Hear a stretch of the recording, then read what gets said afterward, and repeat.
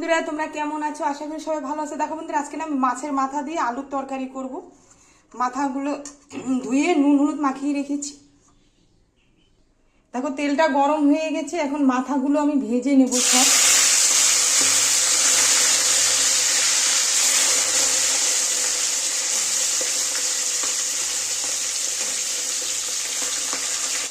দেখো মাছের মাথাগুলো একটু উল্টিয়ে দেবো এবার।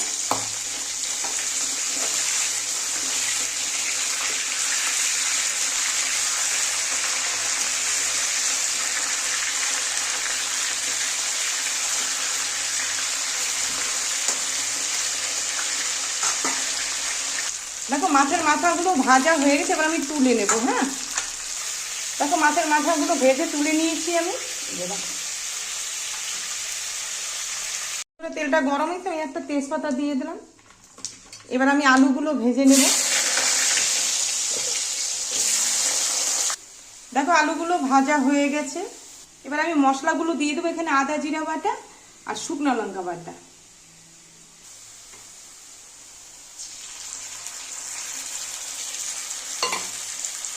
দেখো সামান্য একটু জল দেবো আমি, এবারে ভালো করে কষিয়ে নেব।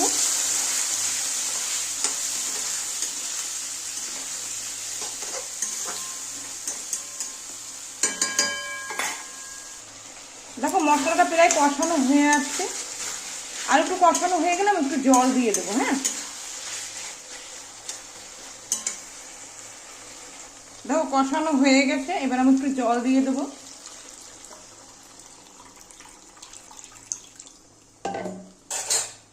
একটু নেড়ে দেবো। এবার ঝোলটা ফুটে গেলে মাছের মাথাগুলো দিয়ে দেবো। দেখো ঝোলটা ফুটে গেছে, এবার আমি মাছের মাথাগুলো সব দিয়ে দেবো।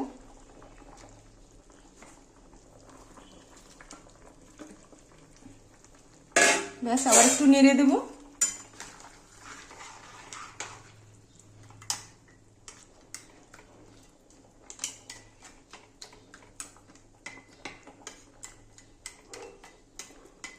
ব্যাস, এবার একটু ফুটলে নামিয়ে দেবো। হ্যাঁ,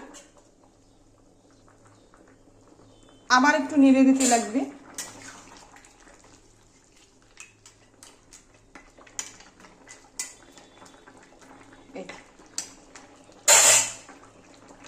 দেখো বন্ধুরা, মাছের তরকারিটা হয়ে গেছে মাথাটা।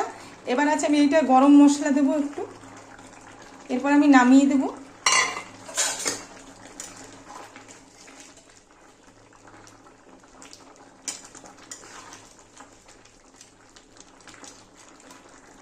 ব্যাস, গ্যাসটা অফ করে দিচ্ছি।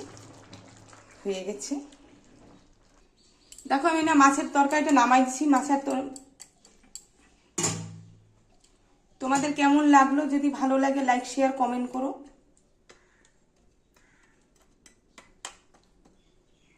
খুব সুন্দরভাবে হয়ে গেছে, আলুটা সেদ্ধ হয়ে গেছে।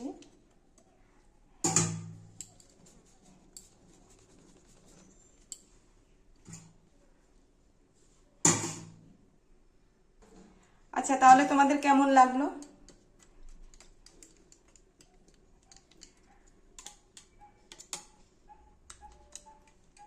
যদি ভালো লাগে লাইক শেয়ার কমেন্ট করো, চ্যানেলটাকে সাবস্ক্রাইব করে দিও। আর তোমরাও সবাই ভালো থেকো। আচ্ছা তাহলে রাখলাম, টাটা।